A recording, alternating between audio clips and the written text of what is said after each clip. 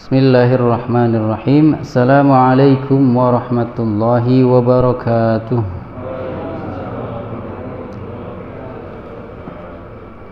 Alhamdulillahil aliyyil kabiril alimil khabir, jalla 'anil syabihi wal kuf'i wal mathili wan niddi wan nadhir.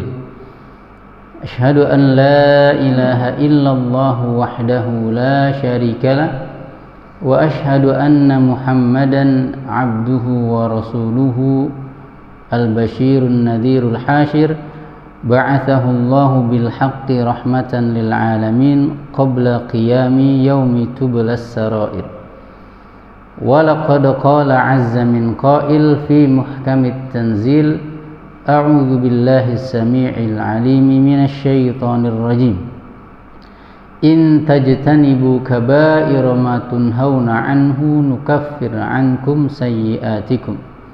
Wa qala fi ayatin ukhra, ya ayyuhalladzina amanu tubu ilallahi taubatan nasuha, asa rabbukum ay yukaffira 'ankum sayyi'atikum. Wa qala aidan illa man taba wa amana wa 'amila 'amalan salihan fa ulaika yubaddilullahu sayyi'atihim hasanat wa kana Allahu ghafurar rahim.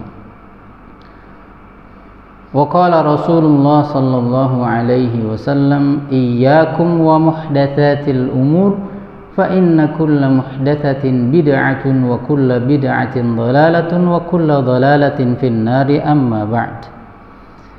Ikhwatal a'izza, jamaah Masjid Al-Husna yang dimuliakan oleh Allah, bersyukur kita kehadirat Allah dipertemukan kembali di majlis yang mulia, di waktu dan tempat yang Ia muliakan, dalam rangka meningkatkan kualitas iman dan amalan kita, khususnya di bulan-bulan mendekati Dzulhijjah. Dan dari DKM tiba-tiba merubah subjek kita. Yang seharusnya kita bahas adalah kelanjutan kitab At-Tadhkirah. Tema saya kali ini adalah tentang keutamaan ibadah haji. Baik, ala kulli hal, kita akan coba membahas bersama apa saja sih keutamaan ibadah al-hajj. Baik, sebelum kita mulai membahas satu persatu keutamaan apa saja keutamaan apa saja yang dimiliki oleh ibadah haji, kita mulai dengan mata furidhal hajju, kapan haji itu mulai diwajibkan. Diterangkan oleh para ulama dalam kitab-kitabnya bahwa furidhal hajju 'ala sahih sanata tis'in minal hijrah. Haji itu diwajibkan atau turun titahnya dari langit itu pada tahun ke-9 Hijriyah. Meskipun tidak tahun itu pula Nabi langsung mengerjakan ibadah haji, melainkan di tahun ke-10 nih. Dan tahun itu dikenal dengan Sanatul Wufud, tahun di mana Nabi disibukkan dengan datangnya para kandidat atau duta, utusan-utusan dari kabilah-kabilah yang hendak masuk Islam. Itu disebut Sanatul Wufud juga. Yang tahun itu turunlah walillahi 'alan nasi hijjul baiti man istata'a ilaihi sabila. Dan hanya untuk Allah lah bagi manusia diwajibkan untuk berhaji, bagi siapa yang mampu untuk melaksanakan perjalanan. Yang kedua, hukum haji adalah al-fardiyah, wajib atau al-fard, dan dia termasuk rukun agama ini tentunya sebagaimana yang kita tahu, dan dalilnya pun sering kita dengar, hadis Ibnu Umar di mana Rasulullah bersabda, buniyal islamu ala khamsin. Yang pertama syahadatu an la ilaha illallah wa iqamis shalah wa ita'iz zakah, kemudian al-hajj, kemudian saum Ramadan. Rawahul Bukhari dengan nomor 8 dan Muslim dengan nomor 16. Berikutnya yang kita bahas adalah sebelum keutamaan haji, apakah ketika seseorang sudah dinyatakan mampu berhaji, kewajibannya itu alal fauri au alat tarakhi. Apakah sesegera mungkin wajibnya itu atau boleh diundur? Ada silang pendapat di kalangan ulama, namun mayoritas mengatakan alal faur, ya harus tahun itu juga kalau memang sudah mampu, nggak boleh diundur-undur. Sedangkan Asy-Syafi'iyah atau minimal al-Imam Syafi'i mengatakan bahwa annahu 'ala tarakhi, haji itu boleh ditunda sampai tidak ditentukan penundaannya itu, maksudnya tidak ada batasannya. Namun pendapat Syafi'iyah ini dibantah dengan argumen-argumen sebagai berikut. Pertama, bi annahu lam yuakhirhu siwa sanatan wahidah atau siwa sanatin wahidatin. Nabi itu tidak menunda haji hanya setahun saja. Sedangkan Syafi'iyah mengatakan ditundanya tanpa batas, ila ma la haddalahu, tidak ada batas. Nah, ini cukup kontradiktif dengan pendapat Asy-Syafi'iyah dengan perlakuan atau perilaku Nabi. Nabi hanya mengundurnya setahun. Itu pun ada alasannya, karena di saat itu sedang sibuknya Nabi dengan dakwah, bukan karena santai saja, bukan. Yang kedua, kenapa Nabi mengundur sampai tahun ke-10 Hijriah? Annahu arada an yutahhiral baita minal musyrikin wa hajjil urat. Nabi mengundur itu karena ingin membersihkan dulu Makkah dari kaum musyrikin dan haji-haji yang dilakukan dalam kondisi telanjang. Kita tahu orang jahiliyah berhaji itu laki perempuan telanjang dan masih banyak patung di situ. Nah, ini mau dibersihin dulu, makanya Nabi undur. Jadi ada alasan-alasan syar'i. Yang ketiga, seperti yang tadi kita katakan, annahu qad syughila bi islamil wufud. Nabi disibukkan dengan banyaknya orang yang masuk Islam, alladzina ta'aqabu, yang terus silih berganti datangnya. Kemudian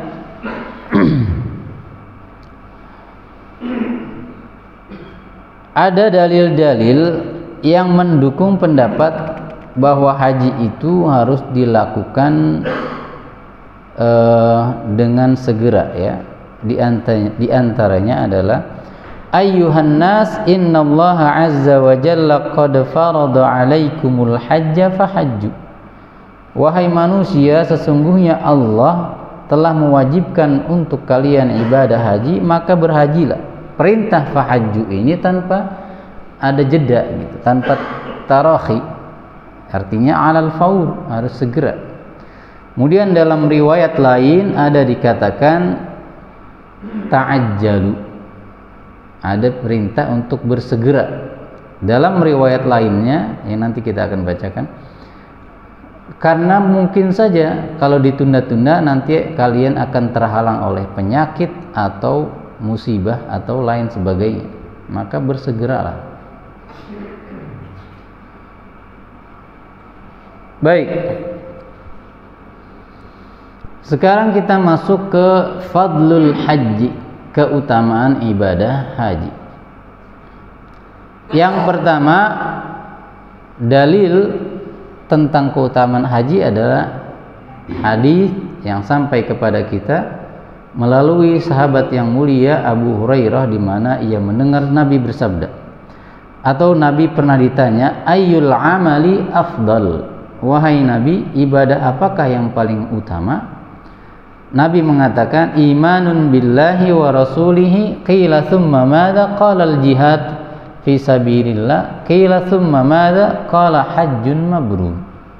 Diriwayatkan oleh Al-Imam Al-Bukhari dengan nomor 26 dan Muslim 83. Wahai Rasulullah, ibadah apa yang paling utama? Pertama, beriman kepada Allah dan Rasulnya. Yang kedua, jihad di jalan Allah dalam artian berperang. Yang ketiga adalah haji yang mabrur. Dalam hadis ini tetap urutannya di bawah jihad. Kemudian pertanyaannya, haji yang mabrur itu apa kriterianya atau maknanya? Yang pertama, an yakuna min malin halal. Hajinya berangkatnya dengan harta yang bukan hasil korupsi, Pak. Yang halal, bukan dana bansos dibuat skincare, apalagi dibuat haji, bukan, tapi harta yang halal.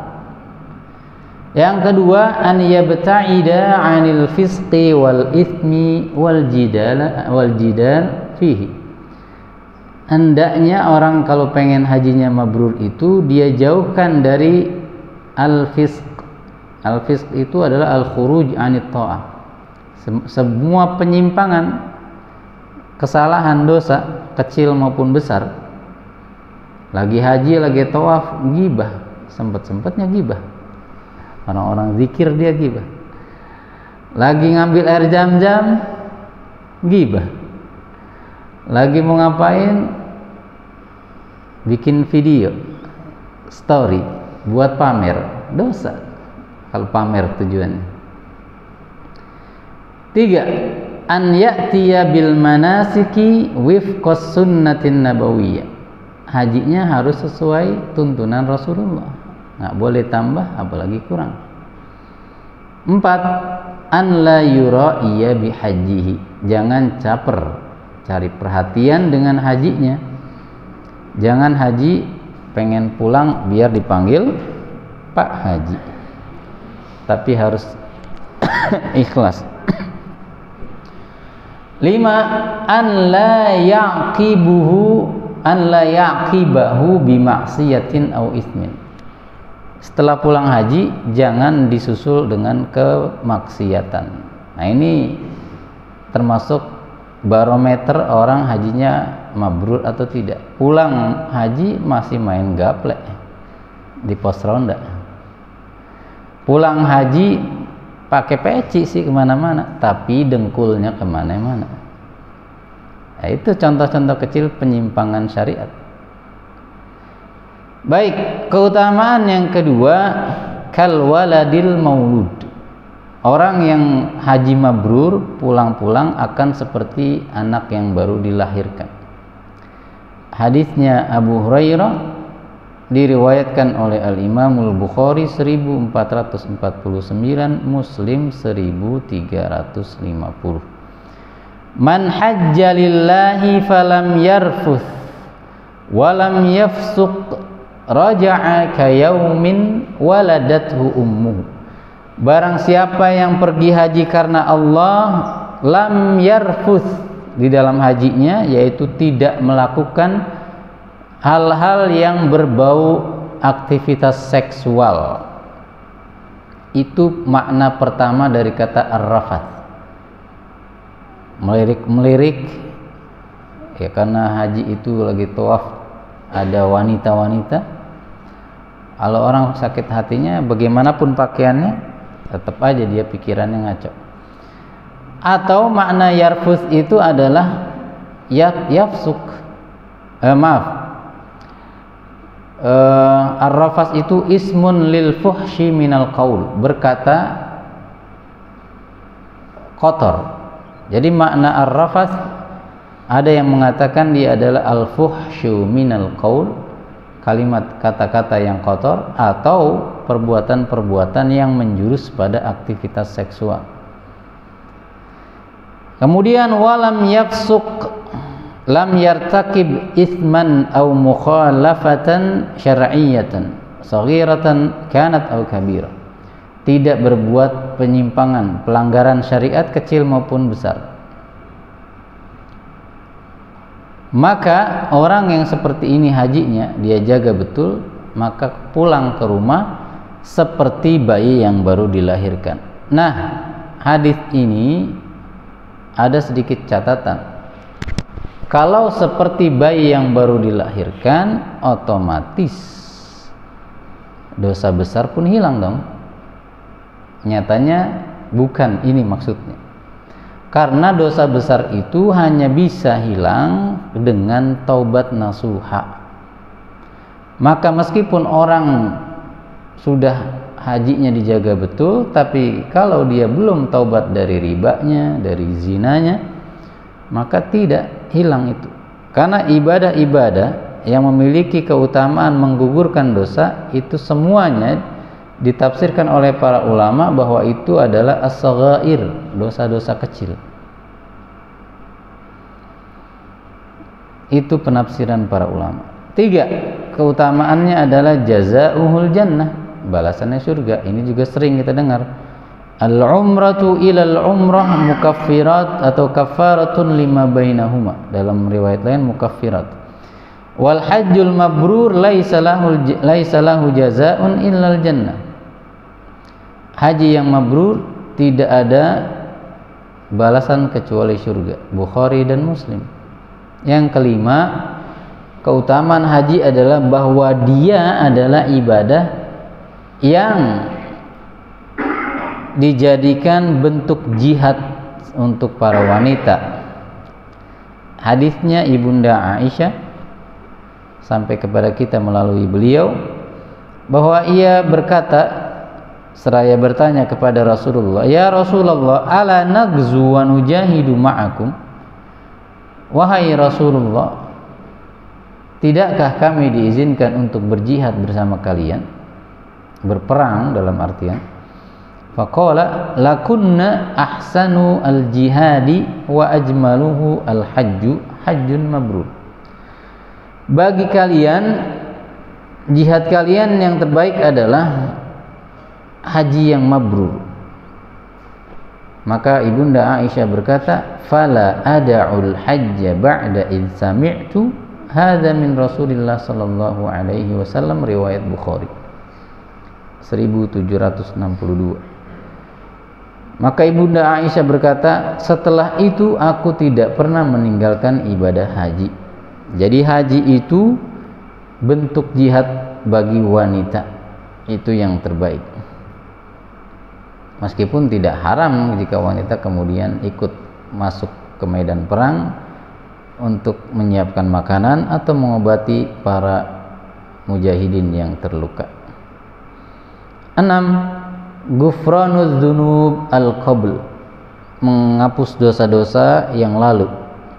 Hadis Amr ibn al-As radhiyallahu anhu, ia berkata bahwa Rasul bersabda, "Falamma ja'alallahu al-Islam fi qalbi, ataitu an-nabiy sallallahu alaihi wasallam faqultu ya Rasulullah, ubsut yaminaka li ubayyi'aka." Fabasata yadahu faqabattu yadi.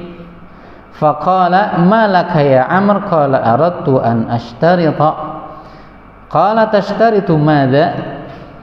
Qal an yughfara li. Qala ama alimta ya Amr annal islam yahdimu ma kana qablahu wa annal hijrata tahdimu ma kana qablaha wa annal hajja yahdimu ma kana qablahu. Riwayat Al-Imam Al-Munziri di dalam At-Targhib wa Tarhib jilid kedua halaman 165, juga ada dalam riwayat Muslim 121. Saat Amr ibn al-As diberi hidayah, dia mendatangi Nabi Muhammad lalu berkata, "Wahai Rasulullah, ulurkanlah tangan kananmu agar aku bisa membaiatmu." Nah, ini salah satu bentuk tata cara berbaiat kepada Nabi. Maka aku pegang tangannya, lalu Nabi bertanya, "Apa keinginanmu wahai Amr?" "Aku ingin memberikan syarat untuk masuk Islam." "Apa syarat yang kau ajukan?" "Aku ingin kalau aku masuk Islam, dosa-dosa yang lalu itu terhapus." Maka Rasul bersabda, "Tidakkah kau tahu wahai Amr bahwa kalau masuk Islam itu semua dosa tergugurkan termasuk yang besar?" Karena Islam masuk Islam dianggap sebagai pertaubatan. Kemudian hijrah itu juga menggugurkan dosa yang sebelum hijrah, sebagaimana haji menggugurkan dosa-dosa sebelum haji. Nah, sekali lagi hadis seperti ini adalah diarahkan kepada dosa-dosa kecil. Kalau dosa besar harus taubat. 7, kecuali yang masuk Islam tadi ya. 7, keutamaan haji adalah nafyul faqri wadzunub, menghilangkan, mengurangi kefakiran dan dosa. Hadis yang sampai pada kita dari Abdullah ibnu Mas'ud, ia berkata, Rasulullah bersabda, "Tabi'u bainal haji wal umrah fa innahuma yanfiyanil faqra wadzunuba kama yanfil kiru khabathal hadid wadzahabi wal fiddah." Iringkanlah antara umroh dan haji yang satu dengan yang berikutnya. Maksudnya ini isyarat dan anjuran bahwa haji dan umroh itu boleh dilakukan berkali-kali, meskipun ada tinjauannya nanti ya. Karena keduanya, haji dan umroh itu yanfiyani, menihilkan, menegatifkan, menafikan kefakiran dan juga dosa. Sebagaimana al-kir itu alat tiup yang biasa digunakan untuk pandai besi itu ya, yang digunakan untuk mengikis kotoran-kotoran besi, emas dan perak, atau kerak dan karatnya. Itulah ibadah haji ya, menghilangkan kefakiran dan dosa. 8 orang yang berhaji itu adalah dutanya Allah, diberikan privilege, keistimewaan. Berupa apa? Nabi bersabda, "Al-ghazi fi sabilillahi wal hajju wal mu'tamiru wafdullahi da'ahum fa'ajabu wa sa'aluhu fa'a'tahum." Orang yang berperang di medan jihad dan orang yang berhaji, juga orang yang berumrah, adalah duta-dutanya Allah, utusan spesial yang Allah panggil, lalu mereka menjawab, mereka meminta, maka Allah berikan. Hadis ini diriwayatkan oleh Al-Imam Ibnu Majah 2893, dinyatakan hasanun oleh Asy-Syaikh Al-Albani dalam As-Silsilatus Shahihah. Kemudian ada riwayat lain, wafdullahi azza wa jalla thalathatun, bentuknya saja, redaksinya saja yang berbeda. Utusan Allah itu ada 3, atau dutanya Allah itu ada 3. Al-ghazi, orang yang berperang, wal hajju wal mu'tamir, orang yang berhaji dan yang berumrah. Dari Abu Hurairah, diriwayatkan oleh Al-Imam An-Nasa'i 2625 dan juga Ibnu Khuzaimah 2511.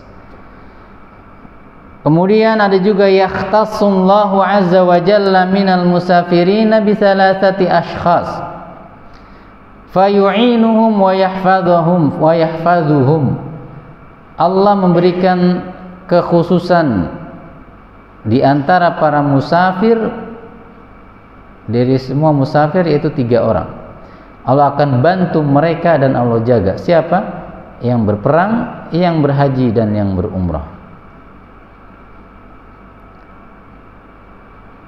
Nah, disebutkan 3 ini saja. Ada yang mengatakan karena besarnya pahala mereka. Namun juga ada yang mengatakan bahwa tidak terbatas. Bahkan para penuntut ilmu pun masuk kategori duta-dutanya Allah, atau orang yang safar ke 3 masjid yang sudah sering kita dengar, Al-Aqsa, Masjidil Haram dan Masjid An-Nabawi. Baik, jadi ada sekitar 8 keutamaan ibadah haji. Adapun manfaat haji secara agama tentu satu, litahsil ridwanillah, untuk mendapatkan keridhaan Allah, wal audati bi maghfirati dzunub, dan kembali dalam keadaan diampuninya dosa.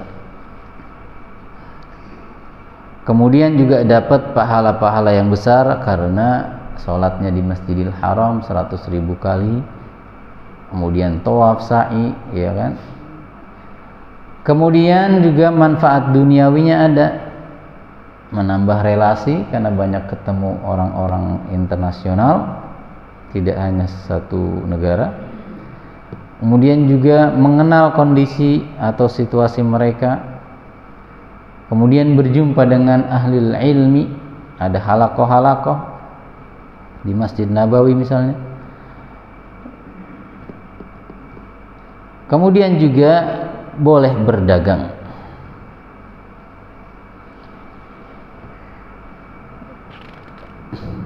Kemudian hikmah-hikmah berhaji. Yang pertama, yatadzakkaru safaruhu ilallahi wad daril akhirah. Perjalanan ibadah haji itu mengingatkan kita bahwa dunia ini adalah perjalanan menuju Allah dan hari akhirat atau rumah akhirat. Sebagaimana perjalanan menuju Allah atau kematian itu kan firaqul ahl, meninggalkan keluarga, wal ahibbah, orang-orang yang dicintai. Begitu juga haji, meninggalkan negeri. Kemudian orang yang berhaji itu pasti berbekal, maka seharusnya juga orang yang mau menghadap Allah meninggal itu berbekal. Ini hikmah-hikmah berhaji.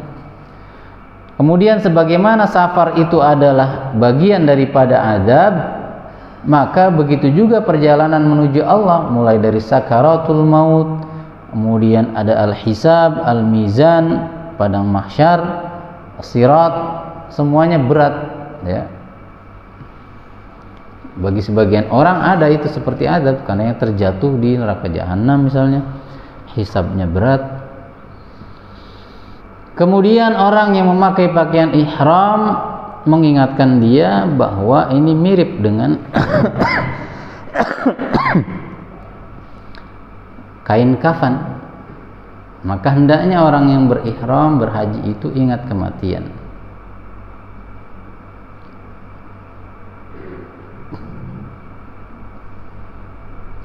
Kemudian orang yang berhaji itu kan memenuhi panggilan Allah, maka seharusnya dalam kehidupan akhirat pun begitu. Ada panggilan azan, ya kita jawab, artinya kita datang ke masjid. Kemudian juga di dalam haji itu banyak larangan, ya, maka seharusnya itu pula kita taat sebagaimana dalam ibadah haji, dalam kehidupan sehari-hari. Kemudian yang mendatangi Baitul Haram itu diberikan rasa aman. Maka orang yang taat nanti di akhirat pun ingat, karena ibadah haji itu ketaatan, diberikan rasa aman, maka orang taat di dunia secara umum diberikan rasa aman di padang mahsyar. Kemudian mencium Hajar Aswad. Maka ini belajar sebuah ketundukan. Tidak ada campur tangan akal di sini. Ngapain batu dicium-cium? Nggak usah dipertanyakan begitu. Bahkan kita sering mendengar ungkapan Umar bin Khattab, "Inni a'lamu annaka hajarun la tadurru wa la tanfa', walaula anni ra'aitun nabiyya yuqabbilu kama qabbaltuka." Wahai Hajar Aswad, sungguh aku benar-benar tahu engkau ini hanyalah batu, tidak memberikan manfaat, tidak juga mendatangkan madarat. Seandainya aku tidak melihat Nabi menciummu, aku tak akan pernah menciummu. Tapi sudah ikut saja begitu ya. Riwayat Bukhari. Tawaf juga mengingatkan pada Nabi Ibrahim bahwa dialah yang membangun Masjidil Haram atau Ka'bah. Kemudian Zam-Zam mengingatkan pada nikmat Allah. Nabi pernah bersabda tentang keutamaan Zam-Zam, "Annama az-Zamzam lima syuribalahu." Berdoalah saat minum Zam-Zam dan sebutkan keinginanmu yang baik-baik saat minum Zam-Zam. Dihasankan oleh Ibnul Qayyim hadis ini. Kemudian Safa dan Marwah, sa'i antara keduanya, itu mengingatkan kalau wanita saja bisa bersabar, yang kalian katakan fisiknya lemah tapi kuat dalam bersabar, kenapa tidak kalian belajar daripada Safa dan Marwah atau perempuan ini, ya. Kemudian wukuf di Arafah mengingatkan kita begitu sesak dan ramainya padang mahsyar, panas. Kemudian melempar jumrah itu membiasakan muslim untuk taat saja tanpa syarat, meskipun dia tidak tahu apa yang ia lempar, maksudnya tidak ada wujudnya, pokoknya lakukan saja, belajar taat. Kemudian menyembelih al-hadyu, di situ juga mengingatkan kita pengorbanan Nabi Ibrahim dan mengingatkan kita bahwa dalam beragama itu unsur perasaan harus dikalahkan oleh perintah dan larangan Allah.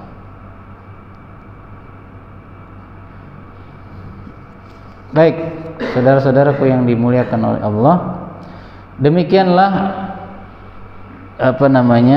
sejarah disyariatkannya haji, kemudian keutamaan, hikmah dan juga manfaatnya.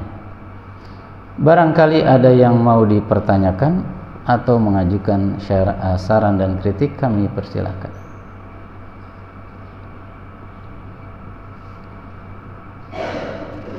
Atau mungkin mau di luar tema, mau balik ke tadkirah juga nggak apa-apa. Ya.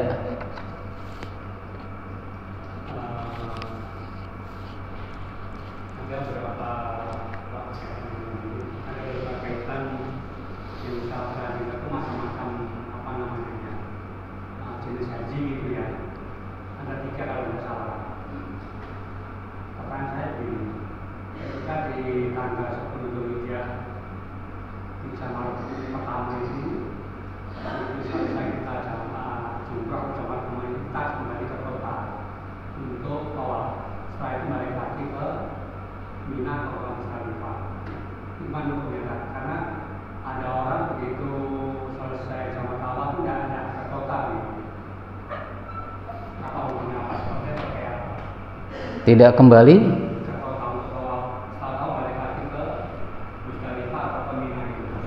Baik, pertanyaan yang berat bagi saya. Kenapa? Karena saya belum pernah haji.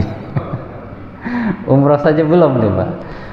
Maka saran saya nanti, karena ini termasuk teknis, nanti juga akan ada pembahasan bersama ustadz-ustadz lain, maka saya undur diri dalam masalah ini karena saya tidak mau menjawab apa yang belum pernah saya lakukan gitu ya. Karena itu masalah teknis Pak ya. Nanti silakan ditanyakan kepada, misalnya ada kajian bersama Ustadz Jaisul Islam gitu ya. Memang jelas di dalam haji itu ada tamattu', kemudian qiran ya, sama ifrad atau furoda gitu ya. Nah itu nanti masuk pada pembahasan teknis saja, maka saya tidak menjawab masalah teknis tersebut. Baik, silakan yang lain.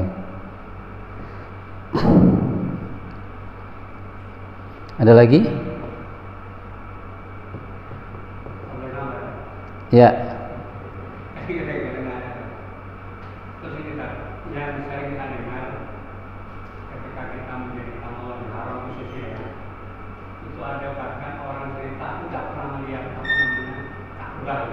Orang apa?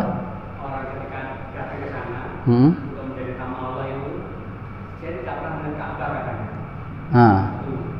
Yang kedua juga ada katanya pernah orang dari tahun 2003 apa pelanggaran. Apakah itu ada sirahnya gitu kan? Apa yang dilakukan di negara masing-masing yang terjadi di sana? Baik, sering memang kita mendengar bahwa orang yang punya kebiasaan buruk di luar haji akan mendapatkan al-jaza atau balasan ketika dia melaksanakan ibadah haji. Apakah memang itu ada dalilnya, sejarahnya atau tidak? Maka saya katakan saya belum pernah membaca dalilnya bahwa orang yang punya kebiasaan negatif misalnya, biasa menghardik, memukul anak yatim, maka tiba-tiba di sana ada yang memukul dia. Dalilnya saya belum pernah membaca. Tetapi kalau secara umum kita sering menyampaikan bahwa ada kaidah al-jaza'u min jinsil amal. Balasan itu adalah mirip dengan perbuatannya, maka mungkin saja. Seperti contoh yang pernah saya sampaikan, sebuah kisah. Ada seorang alim yang biasa melakukan safar ke negeri-negeri Islam, sehingga sampailah pada sebuah negeri, tidak dikatakan di mana, dia menjumpai ada seorang anak, bukan anak ya, orang dewasa sedang memukuli seorang kakek tua renta di pinggir sumur, dan kakek tua itu dipaksa untuk terus menimba. Usut punya usut, ternyata kakek tersebut dulu biasa memperlakukan orang tuanya begitu. Maka di akhir hayatnya Allah balas, diperlakukan sama dengan anaknya, dipukuli, dikasari oleh anaknya. Nah, ini kisah yang saya lupa saya baca di mana, namun itu masyhur di kalangan ulama.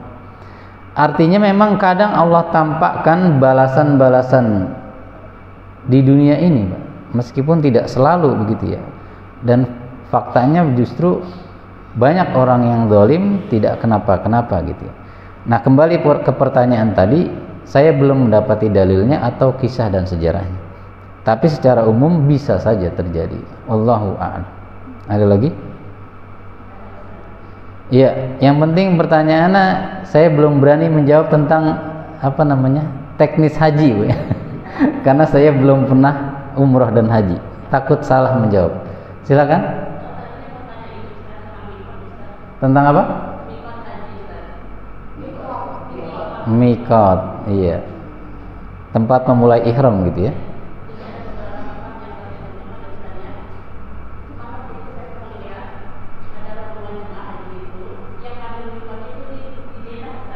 Di mana? Di Jeddah.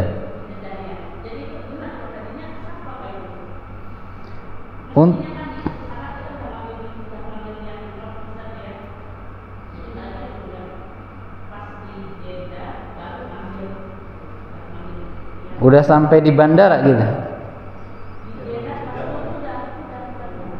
Atau sudah masuk hotel? Biasanya kan orang-orang Indonesia sudah diingatkan kan? Biasanya di pesawat.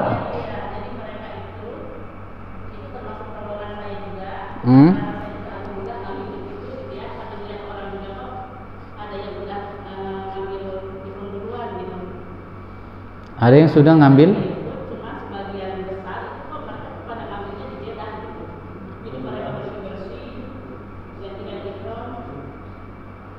Lah ini kalau memang yang begini ini kasus-kasus karena pembimbingnya juga acuh tak acuh ya.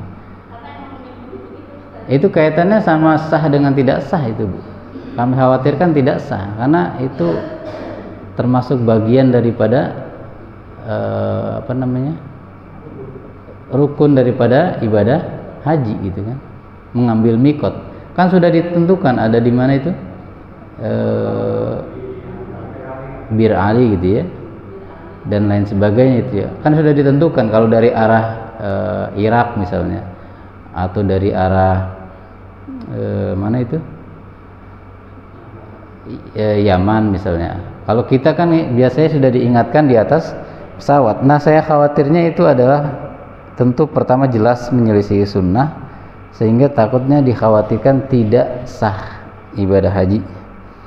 Nah, maka perlunya mengambil atau mencari travel yang pembimbingnya itu benar-benar paham sesuai sunnah Rasulullah.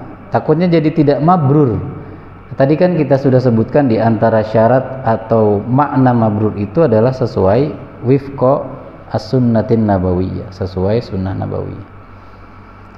Ada lagi? Ya.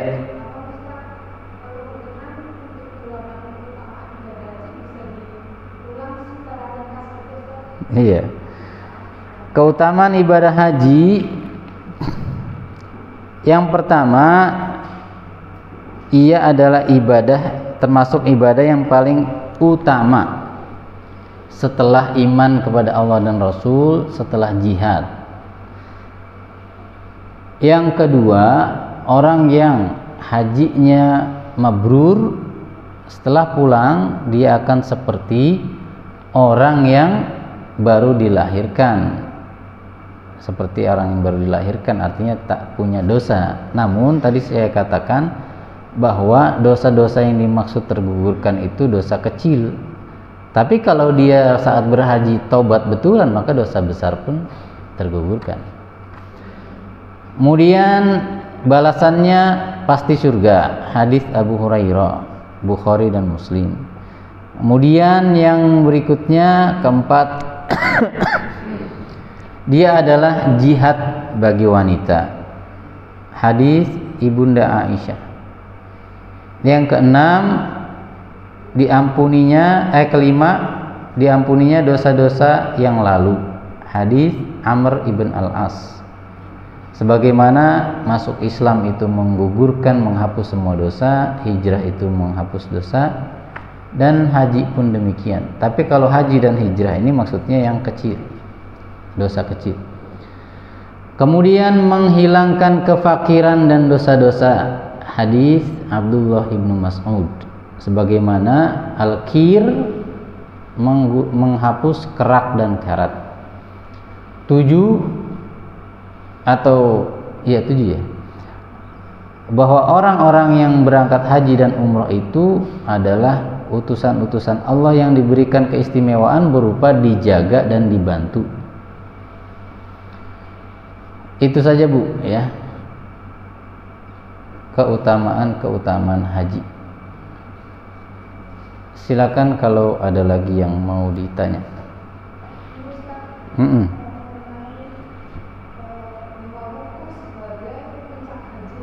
Apa? Kenapa wukuf? Iya, al-hajju Arafah kata Nabi. Haji itu puncaknya di Arafah. Maksudnya karena memang di luar orang yang berhaji pun ketika ingin mendapatkan keutamaan, toh kita disunahkan untuk berpuasa di tanggal berapa Bu? Nah iya, karena memang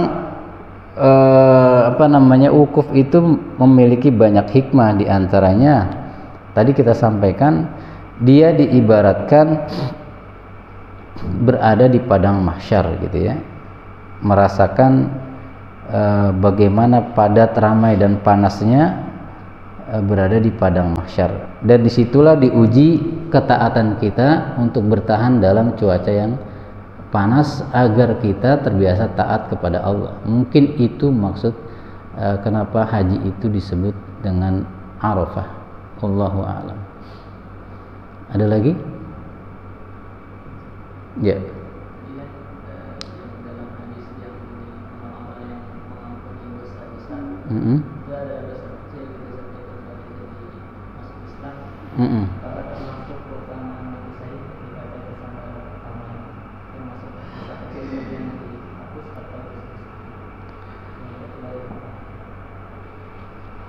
Lisyahidi sab'u khisal. Orang yang mati syahid itu riwayatnya banyak. Ada yang menyebutkan 5, 7, 9 keutamaan. Pertama, diampuni fi awwalid duf'ah. Tetesan pertama darahnya itu diampuni dosa. Kedua, dia diamankan dari siksa kubur.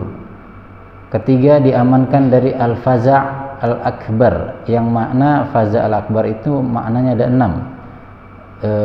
Di antaranya tiupan sangkakala kedua, fitnah kubur, atau saat neraka ditutup, atau saat orang-orang dimasukkan ke dalam neraka, dan lain sebagainya. Yang jadi pertanyaan, apakah orang yang mati syahid juga itu diampuni dosa besarnya? Iya. Kenapa? Karena orang yang mati syahid itu, yang disebut mati syahid ini adalah orang yang betul-betul jihadnya karena Allah.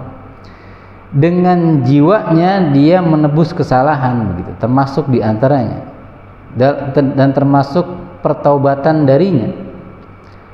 Biasanya kan orang yang punya dosa besar itu, untuk berangkat jihad itu sudah pasti dia yang disebut syahid beneran ya, itu sudah pasti ikhlas. Yang kedua, dia berharap dengan mati syahid itu diampuninya dosa besar, artinya dia juga sudah pasti bertobat.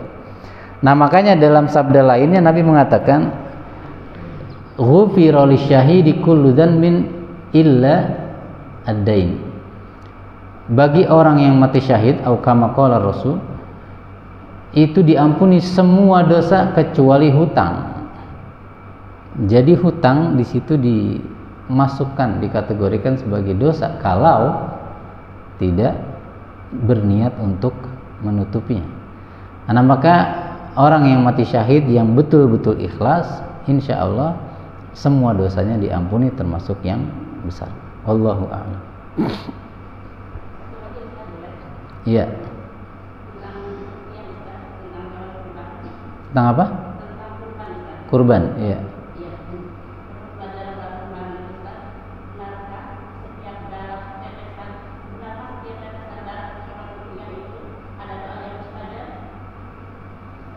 Setiap apa? Tetesan darah dari kurban. Saya belum pernah dengar hadis itu, jadi saya belum tahu adanya anjuran untuk berdoa, karena tiap tetes itu ada doa mustajab. Yang pernah kita dengar atau familiar bagi kita adalah bahwa kalau tidak salah setiap bulu adalah sebagai penggugur dosa, meskipun itu harus dilihat dulu status hadisnya. Tapi khusus yang tadi, bahwa di setiap tetes itu, antar satu tetes dengan berikutnya, mungkin itu maksudnya, ada waktu-waktu doa dikabulkan. Nah, itu saya belum pernah sama sekali dengar hadis itu. Wallahu a'lam. Ada lagi yang ikhwan, bapak-bapak? Iya, Pak.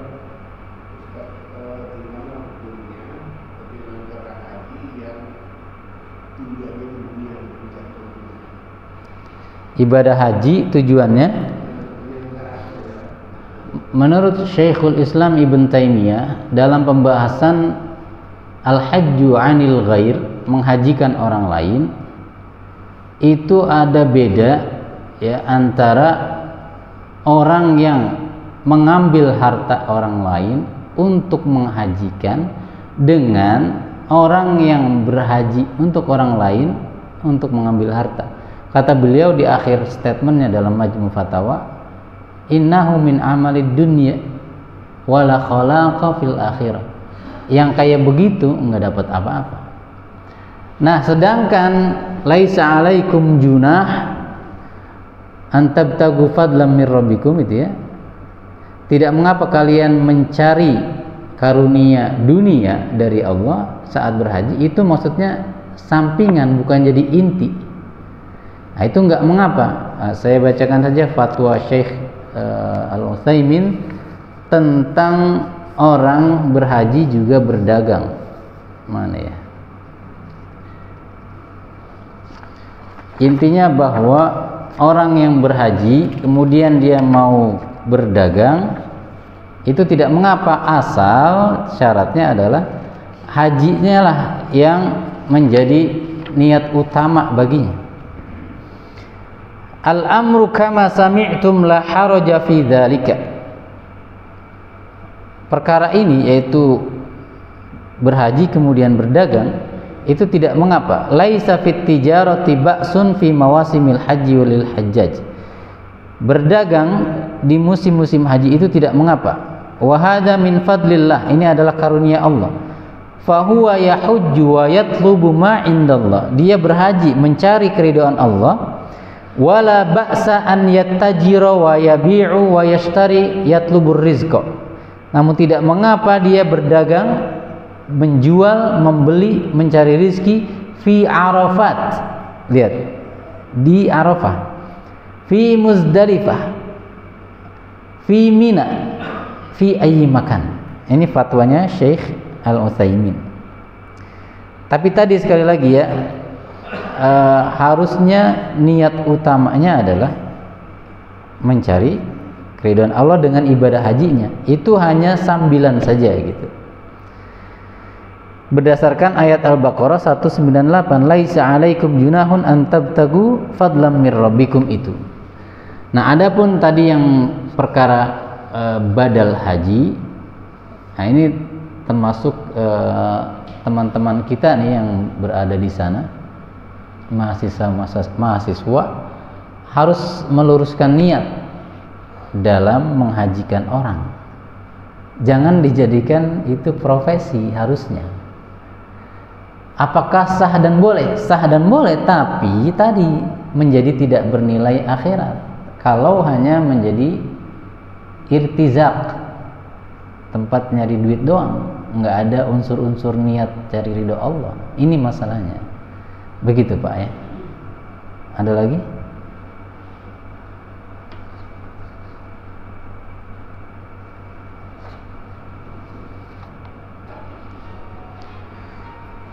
Kemudian juga kita ingatkan bahwa syarat bolehnya menghajikan orang yang masih hidup adalah dia tidak mampunya adalah tidak mampu yang permanen. Seperti sudah sepuh, udah pikun, kagak kuat jalan jauh, sa'i tawaf, tidak kuat naik pesawat lama-lama, pokoknya sudah sangat inilah tidak mampu. Atau sakit yang muzammanan. Az-zamanah itu artinya sakit maradun yadum, sakit yang berkepanjangan, la yurja zawaluhu wala bur'uhu, tidak bisa diharapkan kesembuhan dan hilangnya, atau uzur lain selain sakit tidak mungkin bisa dihilangkan. Adapun uzur-uzur ya, seperti misalkan perempuan tidak punya mahram, bolehkah kemudian saya wakilkan dia? Tidak, ini uzurnya bukan uzur permanen, karena dia bisa saja besok menikah atau kapan, pokoknya itu uzurnya bukan permanen. Atau orang yang sekarang masih dicekal oleh pemerintahannya, entah karena dia disangka teroris dan lain sebagainya, tidak punya identitas, tidak diakui atau dia apalah gitu ya, itu termasuk yang tidak permanen karena bisa saja berubah kondisinya. Nah, maka untuk membadalkan orang hidup seperti itu tidak boleh. Tidak masuk kategori boleh dibadal gitu ya.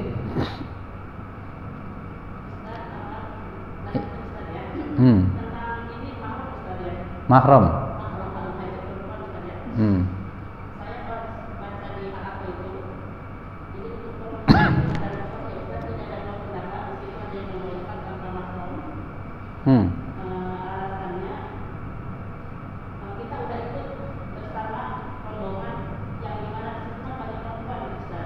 Ya.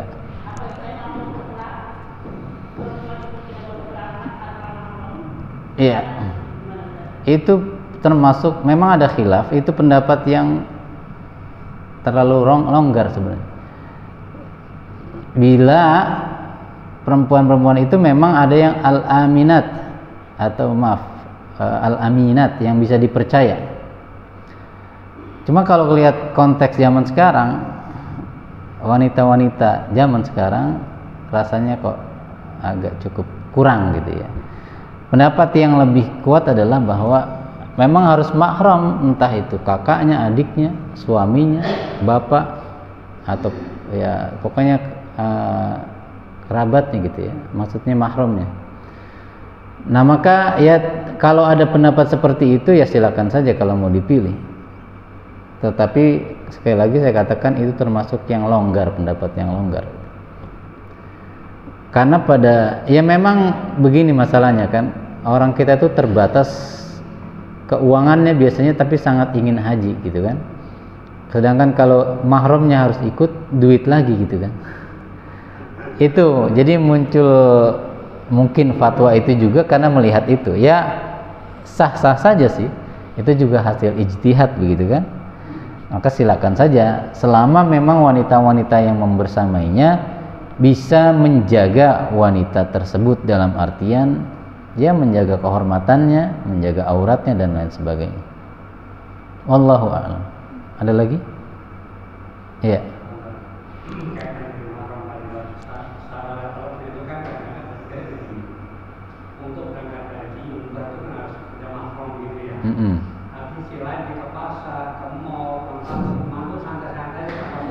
Lah itu dia masalahnya. Karena orang kita itu sudah terbiasa. Bapak lo, gue mau berangkat ngaji, jemuran terangkat ya. Nah, kan? Suaminya suruh ngangkat jemuran, bukannya izin berangkat ngaji malah nyuruh laki, coba. Bapak lo, gue mau pasar nih, mau nitip petek. Nah, bukan izin yang ditanya, tapi ya suaminya juga udah terbiasa akhirnya. Padahal keluarnya wanita itu kemanapun izin, ngasih tahu, izin lah, bukan cuma ngasih tahu. Boleh apa kagak? Selain izin, kalau kira-kira di tempat itu banyak ikhtilat, campur baur laki perempuan, ya harus ditemani, harusnya gitu. Cuma memang kita ini budaya yang sudah mendarah daging, ke pasar doang deket, masa ditemenin, manja buat katanya. Ya harusnya aturan Islamnya begitu. Toh pada faktanya perempuan itu yang memang lemah, nyetandar motor 2 aja kagak mampu. Betul nggak Pak? Iya. Masang apa itu namanya? Regulator gas aja kudu saya. Itu fakta yang bukan mereka ingkari, sebenarnya mereka lalaikan saja gitu. Bahwa kalian tuh butuh didampingi Superman gitu. Memang bisa benerin genteng. Entah kalau motornya mogok starternya, paling nyuruh orang, akhirnya interaksi sama orang asing. Kan begitu akhirnya kan. Akhirnya deket dah tuh sama orang, udah bantuin nih. Nah, kalau laki-lakinya nakal minta nomor nih. Nah, itulah harus kembali ke syariat Islam. Jangan bilang situ doang. Nah, itulah Bu, Pak ya. Karena kita sudah kebiasaan tidak menjalankan syariat Islam. Nah, itu dia kadang juga nih masalah hijab. Kalau mau kondangan doang hijab. Itu juga pakai minyak wangi lagi. Padahal kata Nabi, perempuan keluar dari rumah pakai minyak wangi dihukumi seperti pezina. Ya iya kan, karena memang perempuan itu berdandan berwangi-wangi hanya untuk suaminya. Ngapain berwangi-wangi di luar? Mau dibilang wangi sama orang. Terus kok Islam gitu banget, Tat? Orang nggak boleh wangi. Siapa bilang nggak boleh wangi? Islam nyuruh bersih, jangan bau. Itu wangi jangan, karena memancing.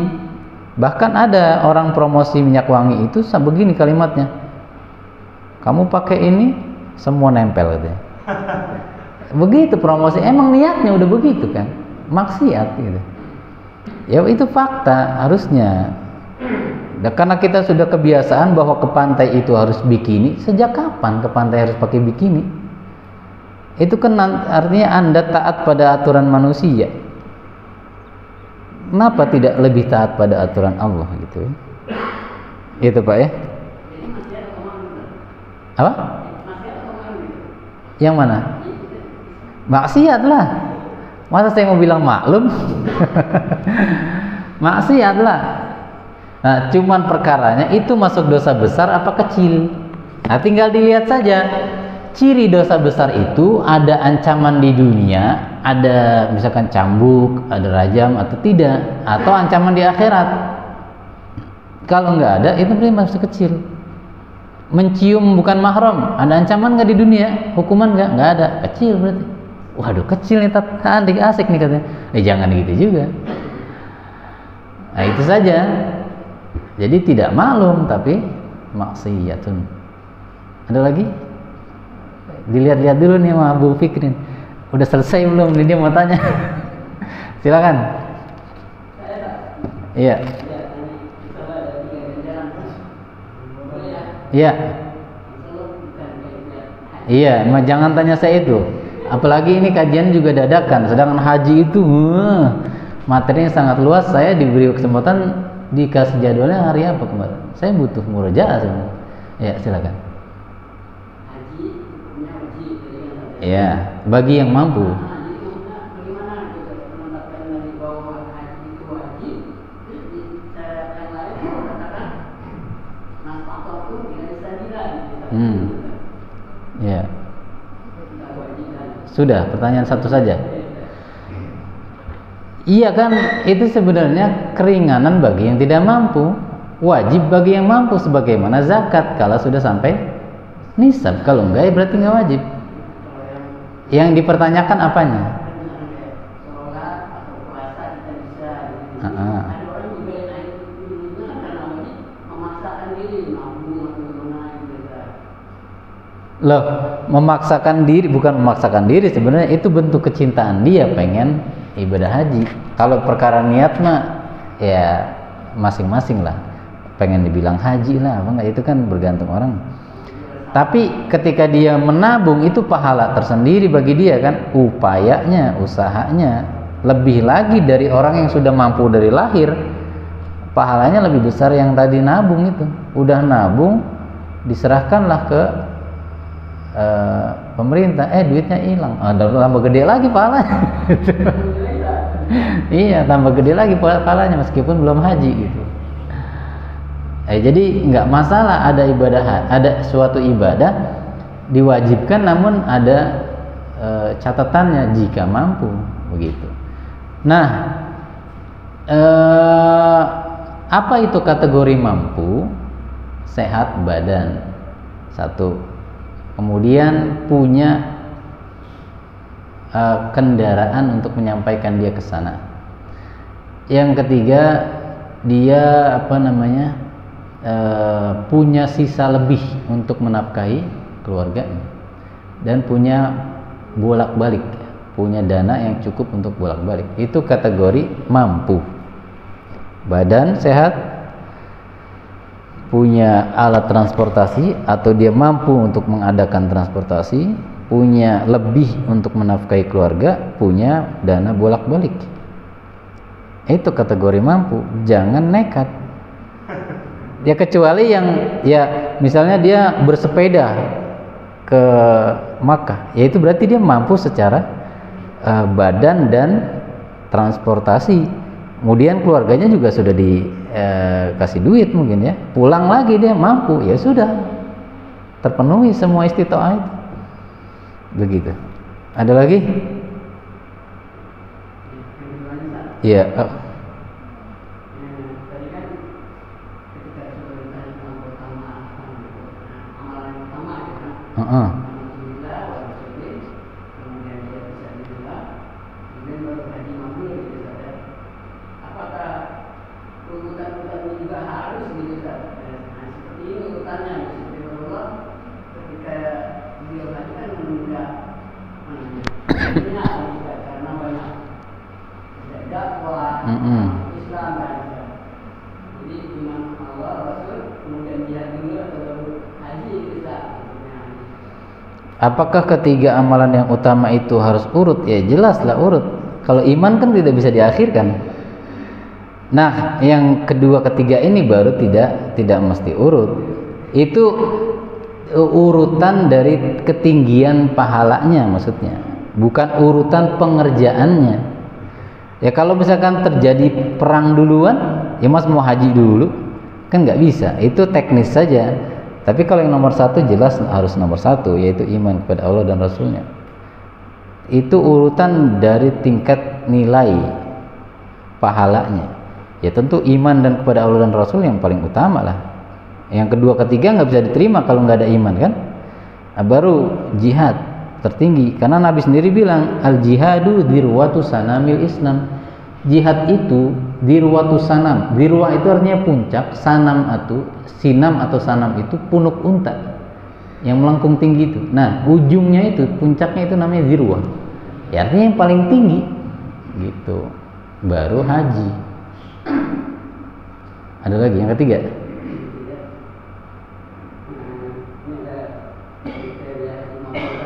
Anggota di antaranya itu pulang dari haji Tidak.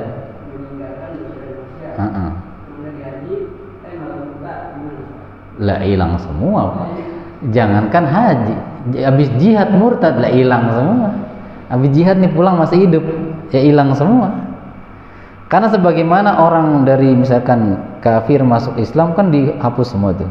Ya sebaliknya, kan Allah katakan la in asyrakta la yahbatanna amaluk. Kalau kamu berbuat syirik atau murtad, ya akan terhapus semua amalanmu. Bahkan itu pakai lamu taukid dan nun taukid, akan benar-benar terhapus. Iya, jadi nggak bermanfaat hajinya. Habis pulang haji, karena saat hajinya banyakan mikir, ngapain gue mahal-mahal kemarin nyium hajar aswad doang nih. Dia pikir terus digangguin setan, akhirnya kapok gue pulang haji lagi, keluar aja dari Islam, boros gitu. Lah yang murtad, hilang lah semua itu. Udah 3. Masih ada lagi? Harusnya emang yang mengisi ini adalah Pak Haji gitu. Saya dikasih materi ini, makanya saya belum jawab sebenarnya sama Ustadz Rahmat, karena saya merasa belum layak lah untuk mengisi hal-hal yang belum, terutama haji gitu ya. Iya, karena itu kaitannya sama teknis, Pak. Banyak teknis urutan yang belum pernah saya lalui, bahkan umroh saja belum. Ya. Jadi iya. Apa? Oh iya, mampu.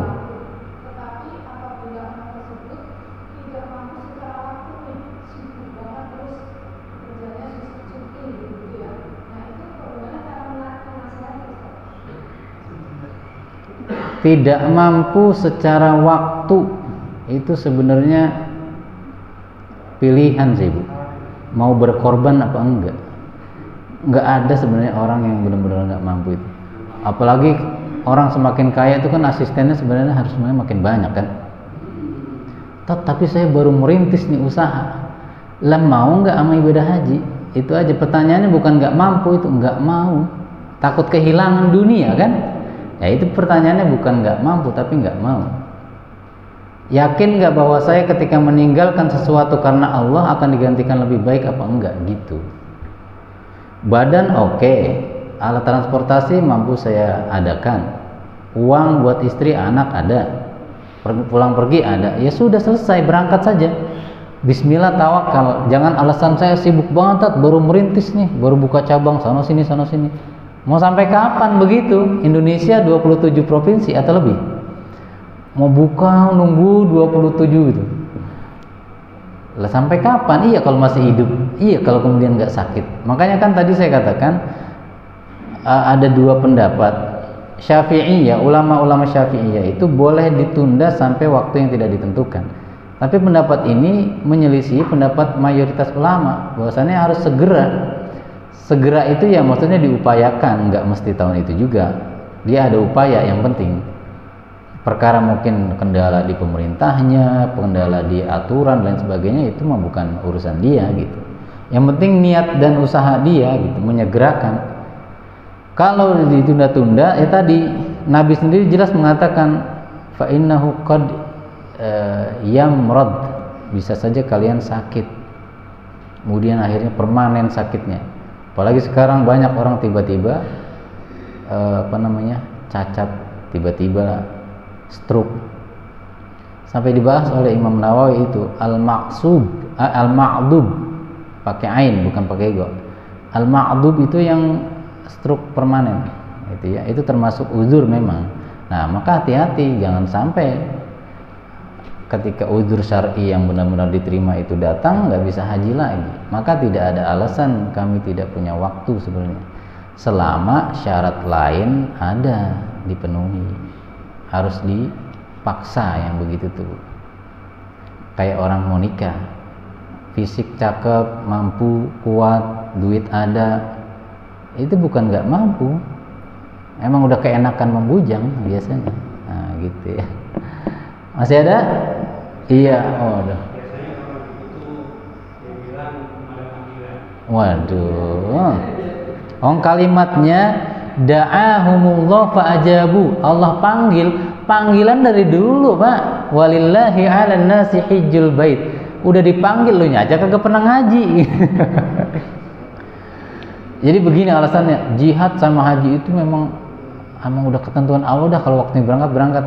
Ya semuanya juga harus diusahakan lah, kayak orang mau sholat, bajunya harus dipakai, sarungnya harus dipakai, wudunya harus dilaksanakan. Perkara ketika udah siap tapi nggak berangkat ada aja udurnya, itu beda lagi. Itu baru memang belum waktunya berarti gitu. Tapi kalau udah mampu tapi nyantai-nyantai baik, itu memang keenakan. Iya Pak. Udah daftar ya.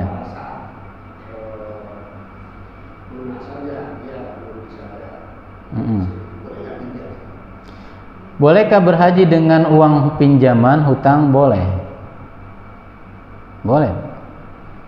Karena itu masuk kategori ta'awanu 'alal birri wat taqwa, saling membantu dalam ketaatan, dengan syarat dia mampu mengukur diri. Minjem kan 30 jutaan ya Pak. Sekarang berapa? Haji berapa sekarang? Wah udah jauh ya. Saya 30 tahun berapa itu? 50-an lah diukur. Ya, itu syaratnya Pak. Jadi jangan gua kan mau ibadah, ngutang aja. Nah, rumah ngontrak aja belum bayar. Nah itu nggak boleh yang begitu. Minjem boleh tapi ngukur. Kira-kira mampu nggak ngelunasin gitu. Tentu dengan ghalabatudz-dzan. Ghalabatudz-dzan itu prediksi terkuat bahwa saya punya usaha begini-gini, cuman sekarang belum kumpul aja duitnya gitu. Tapi kalau dalam sekian dikasih waktu saya mampu gitu. Nah, itu nggak apa-apa. Jadi hukum asalnya boleh. Ada lagi?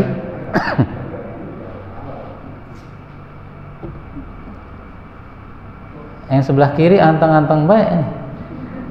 Apa karena ustadznya belum haji?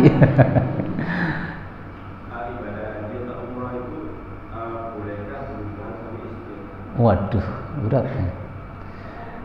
Berhubungan badan di waktu-waktu di luar. Setahu saya selesai tahallul kan? Kalau sudah tahallul baru pakai minyak wangi, pakai pakaian berjahit, berhubungan badan, nah silakan. Nah, kalau masih dalam rangkaian proses nggak boleh. Iya, masih pakaian ihram. Mumpung gampang nih katanya. Nah ini dosa jadinya.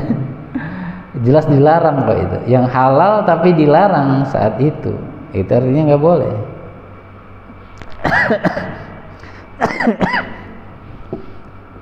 Yang kanan, depan, belakang sudah, kanan kiri. Cukup ya, sudah jam 6 juga. Mohon maaf atas segala kekurangannya. Mudah-mudahan tetap bernilai pahala atas segala upaya tanya jawab kita. Kita tutup dengan kafaratul majlis. Subhanakallahumma wa bihamdika asyhadu an la ilaha illa anta astaghfiruka wa atubu ilaik. Assalamualaikum warahmatullahi wabarakatuh.